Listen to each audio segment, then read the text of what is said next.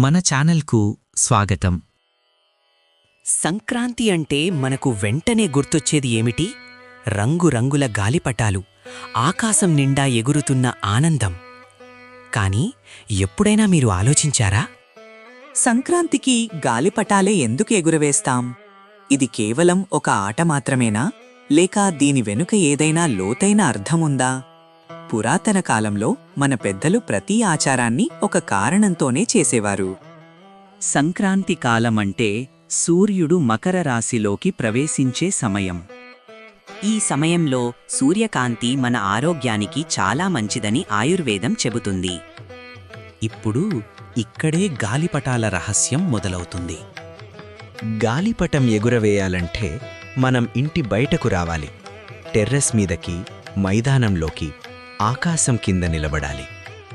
అంటే మన శరీరానికి సహజంగా విటమిన్ డి అందుతుంది.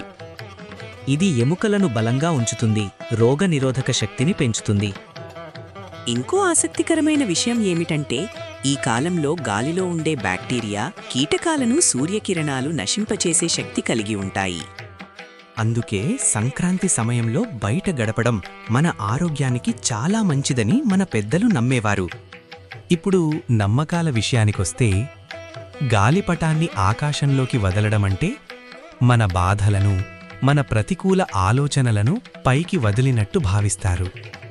ఆకాశం వైపు చూస్తూ ఆనందించడం, మనసు తేలికపడటం, ఇది ఒక రకమైన మానసిక శుద్ధి. ఇంకొక విశ్వాసం కూడా ఉంది. సంక్రాంతి రోజు గాలిపటాలు ఎగురవేయడం ద్వారా మన ఆనందాన్ని, మన కృతజ్ఞతను దేవతలకు తెలియచేస్తున్నట్టు భావిస్తారు. భూమి మనకు పంటలిచ్చినందుకు, జీవితమిచ్చినందుకు సూర్యుడికి చెప్పే ఒక నిశ్శబ్ద కృతజ్ఞత ఇది. అందుకే సంక్రాంతి అంటే కేవలం ఒక పండగ కాదు, ఆరోగ్యం, ఆనందం, ప్రకృతి, సంప్రదాయం ఇవన్నీ కలిసిన ఒక అందమైన జీవన పాఠం.